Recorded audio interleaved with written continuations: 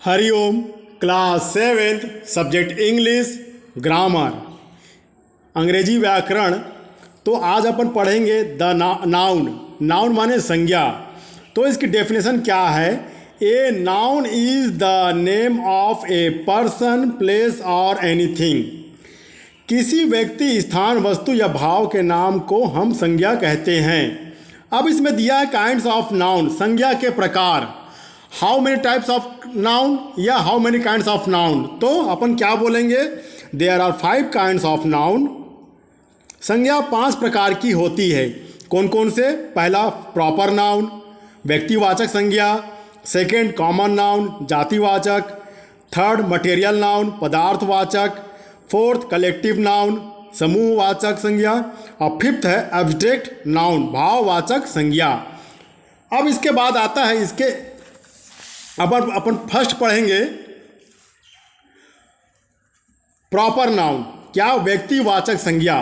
तो इसका डेफिनेशन है a proper noun is the name of some particular person, place और थिंग। किसी व्यक्ति, स्थान तथा वस्तु के विशेष नाम को हम क्या कहते हैं? व्यक्तिवाचक संज्ञा कहते हैं।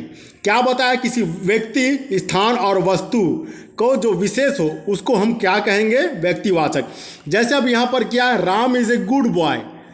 राम लड़का है लेकिन वह व्यक्ति है, तो Ram is a good boy. तो यहाँ पर क्या? राम हो गया प्रॉपर नाउन।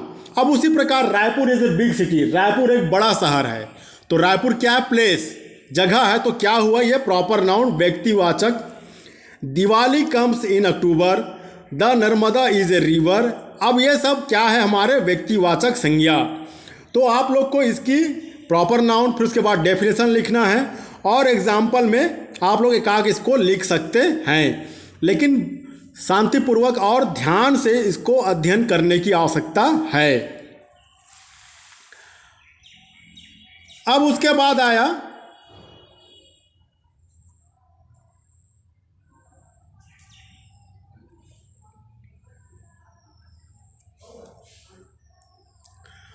कॉमन नाउन, जातिवाचक संज्ञा। A common noun is a name given in common every person और thing of the same class और काइंड। जिस संज्ञा से किसी एक प्रकार की सब वस्तुओं का बोध हो, अर्थात खास वस्तुओं का बोध ना होकर उसकी सारी जाति का बोध होता है, उसे हम कॉमन नाउन कहते हैं। जैसे we go to school every day. हम प्रतिदिन स्कूल जाते हैं। अब यहाँ पर ना मैं है ना वो है, हम यानी कि क्या है?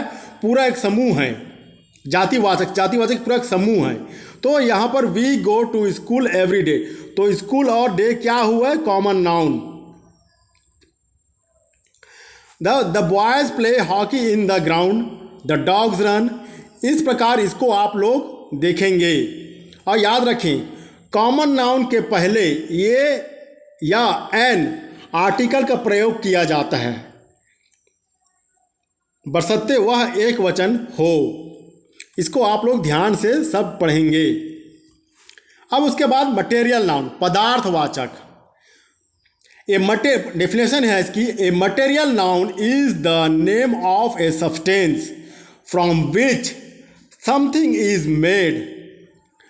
पदार्थवाचक संज्ञा से उस पदार्थ या वस्तु का बोध होता है जिससे कोई वस्तु, दूसरी वस्तु बनाई जाती हो, जिससे नापा या तोला जा सकता है। पदार्थ है तो उसको नापा या तोला जा सकता है,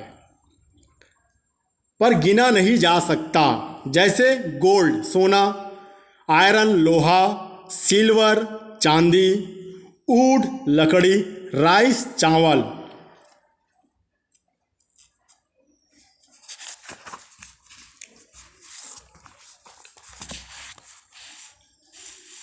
अब जैसे इसमें दिया है the ring is made of gold.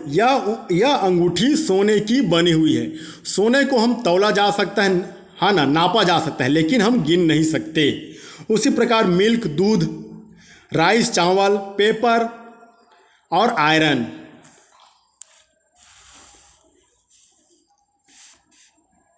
अब आया कलेक्टिव नाउन। समूहवाचक। इसका डेफिनेशन है a collective noun is the name of ए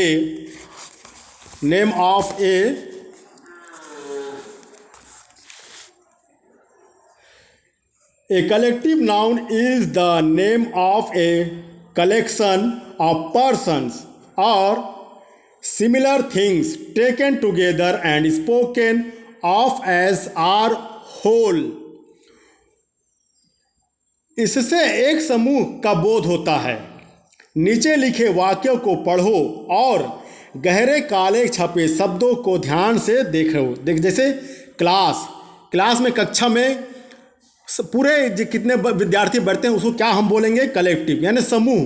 पूरे एक समूह में बैठते हैं। आर्मी जो हमारे सेना होते हैं वो भी एक समूह है। स्टाफ, क्राउड, भीड़, ये सब क्या होते हैं? समूह में होते हैं।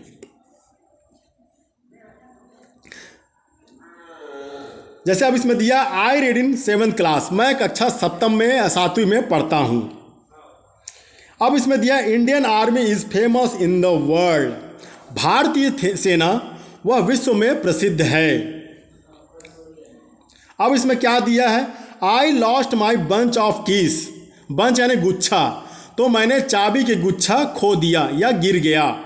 इस प्रकार देखिए क्लास, आर्मी, बंच, लाइब्रेरी पुस्तकालय, क्राउड भीड़, ये क्या हुए? आपके कलेक्टिव नाउन, समूहवाचक। अब उसके बाद आया एब्स्ट्रैक्ट नाउन, भाववाचक संज्ञा। अब इसका डेफिनेशन है a abstract noun is the name of the state और क्वालिटी ऑफ ए थिंग। भाववाचक संज्ञा उन गुणों का नाम है जिनका हम अनुभव कर सकते हैं। हम उसको अनुभव कर सकते हैं, छू नहीं सकते। जिस संज्ञा से किसी वस्तु के गुण, दशा आदि का बोध होता है उसे हम एब्स्ट्रैक्ट नाउन कहते हैं। जैसे ट्रूथ, सत्यता, इसको हम छू नहीं सकते, न गिन सकते हैं, लेकिन महसूस कर सकते हैं, बोध कर सकते हैं उसके गुण को। अब वाइटनेस, सफ़ेदी, सिकनेस, कमजोरी, हॉनेस्टी, ईमानदारी, हाइट, ऊंचाई, पेमेंट। इस प्रकार इसको आप लोग ध्यान से पढ़ेंगे। जैसे ही स्पीक्स द ट्रूथ, वह सत्य कहता है या वह सत्य कह रहा है, तो वह उसके गुण क्या है, भाव क्या है? वो सत्य बोल रहा है, उसका भाव है सत्य। इस प्रकार इसको आप लोग अध्ययन करेंगे और इसके पांचों को आप लिखेंगे, पूरे टाइप्स को, और इसके डेफिनेशन लिखेंगे। धन्यवाद। स्पेलिंग पर विशेष ध्यान देंगे।